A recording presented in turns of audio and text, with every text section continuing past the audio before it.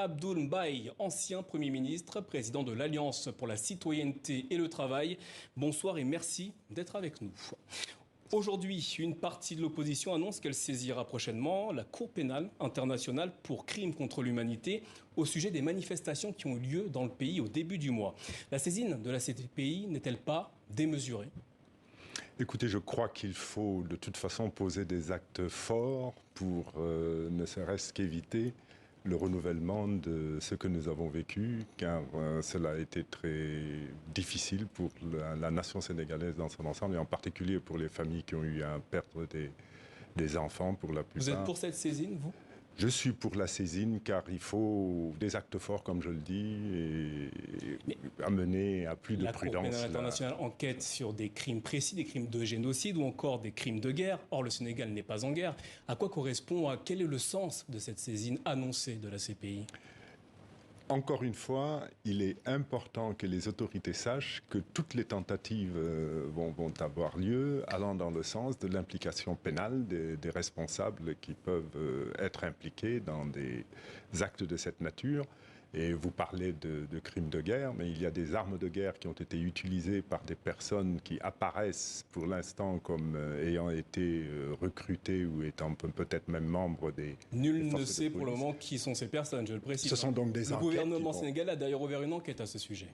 Alors, ça n'est pas la première enquête, malheureusement, mais c'en est une. Il faudrait, par contre, des enquêtes impartiales et probablement impliquant des enquêteurs venus de l'étranger et internationaux.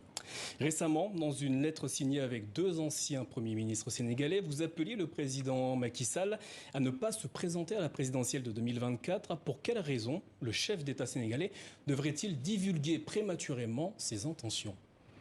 Écoutez, il ne s'agit pas d'intention, il s'agit d'affirmer le respect de la Constitution telle qu'elle existe, telle qu'il l'a trouvée, puisque c'est une Constitution qui a précédé son élection en 2012. Il y a eu une révision constitutionnelle en 2016. Une révision constitutionnelle qui a porté, pour ce qui concerne la question du mandat, c'est lui qui l'expliquait, qui l'a motivé ainsi, sur le fait qu'il considérait qu'il était nécessaire de figer pour l'éternité le principe des deux mandats non renouvelables.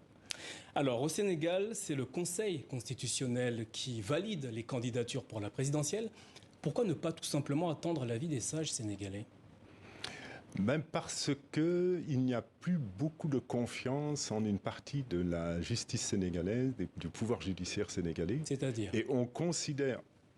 Nous avons vécu des périodes difficiles, des moments difficiles où manifestement le bon sens populaire, parce qu'il faut quand même faire de la place au bon sens populaire, considère que la justice sénégalaise suit trop souvent les ordres et les indications données par le président de la République. Abdoul Mbaye, vous avez été Premier ministre entre 2012 et 2013. Aujourd'hui, n'avez-vous plus confiance dans les institutions judiciaires de votre pays ?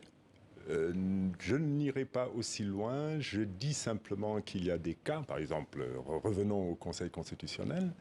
Comme vous le savez, nous avons une constitution qui soumet l'acte de candidature à la présidentielle à la production de parrainage définie par la Constitution comme la signature d'électeurs.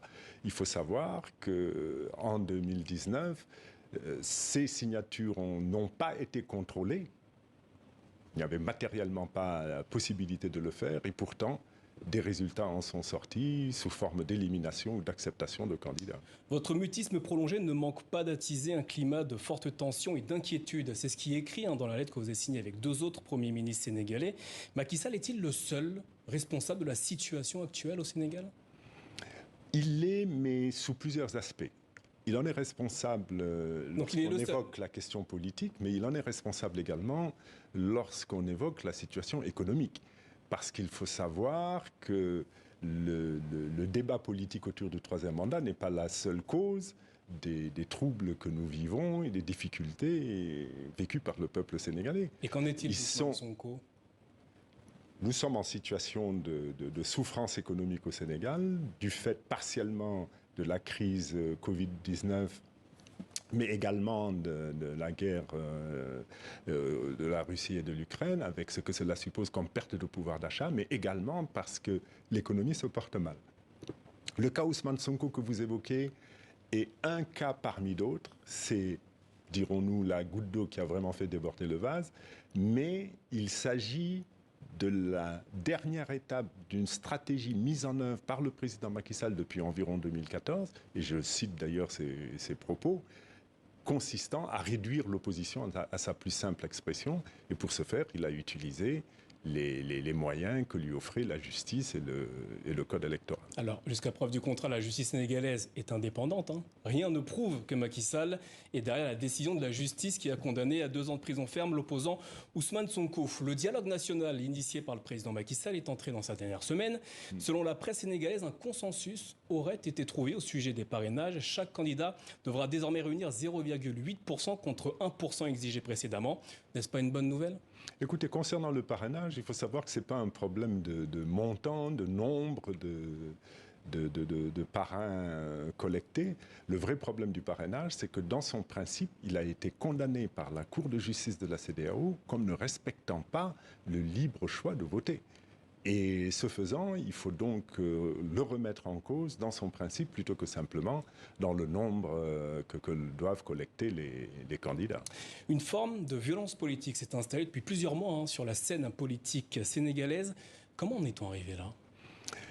Écoutez, à mon avis, et je ne veux pas donner l'impression de vraiment le charger, mais très sincèrement, je crois que le responsable de cette situation est le président Macky Sall.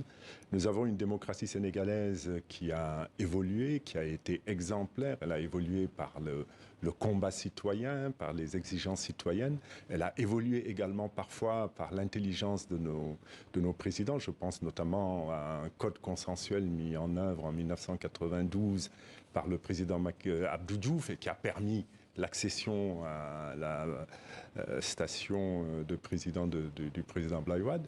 Mais depuis que Macky Sall est en place, au nom de ce principe qu'il a évoqué consistant à réduire l'opposition à sa plus simple expression, il a modifié le code électoral consensuel sur ses propres décisions et il s'est mis à réduire le nombre d'opposants significatifs pouvant lui faire concurrence, notamment par la manipulation de certaines décisions judiciaires. Abdoul Mbaye, merci d'avoir répondu à nos questions ce soir au sujet de la situation au Sénégal.